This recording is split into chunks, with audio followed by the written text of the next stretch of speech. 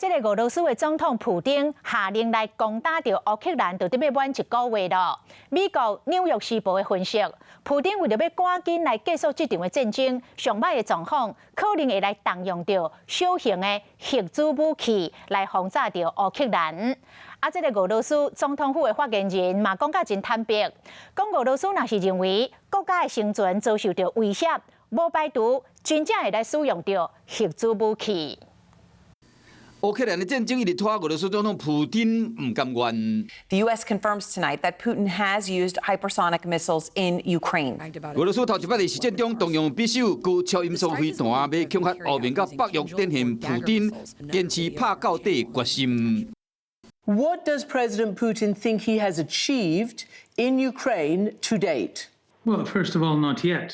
He hasn't achieved yet, and we're speaking about special and military operation that is going on, and it is going on strictly in accordance with the plans and with purposes that were established beforehand. 普京和幾百萬的烏克蘭人無厝通住，普京敢真正這怨憤因？ No, he's not angry with Ukrainians, and no one here in Russia is angry with Ukrainians. He's angry with those people in Ukraine who want to be part of NATO and who want to deploy American nuclear missiles on their territory. 若無怨憤，那呢，敢會對烏克蘭人動用核武這個問題問到俄羅斯的真心話？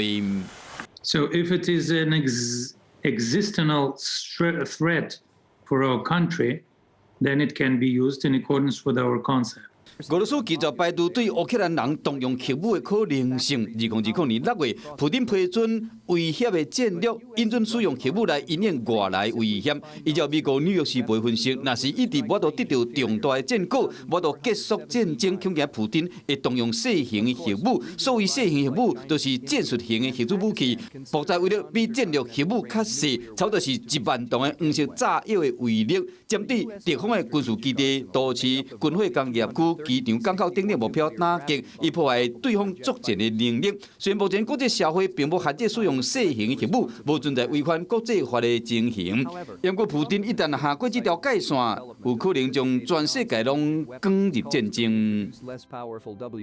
Hello， 大家好，我是乃瑜，要教給大家2個任務。第一個，華視新聞的臉書專頁，你按讚了嗎？還有華視新聞的 YouTube 頻道，趕緊訂閱起來，還要記得按讚，開啟小鈴鐺哦。